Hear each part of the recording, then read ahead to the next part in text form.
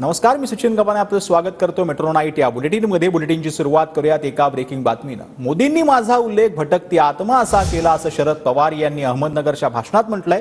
त्यांच्या म्हणण्याप्रमाणे आत्मा कायम राहतो, हा आत्मा राहणारा तुम्हाला सोडणार नाही। आम्ही टीका करताना काही मर्यादा ठेवतो असं देखील शरद पवार यांनी म्हटलंय।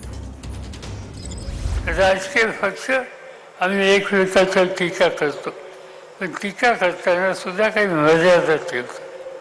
काय बोलले मोदी? माझ्या बाबतीत बोलले, माझ्या बाबतीत त्यांनी बोलले की भटकता आत्मा। माझ्याबद्दल त्यांनी उल्लेख केला, हा भटकता आत्मा आहे। एका दृष्टीने बरं झालं, त्यांच्या म्हणण्याप्रमाणे आत्मा हा कायम राहतो। हा कायम राहणारा आत्मा तुम्हाला सोडणार नाही, कारण तो कायम त्या ठिकाणी राहणार आहे।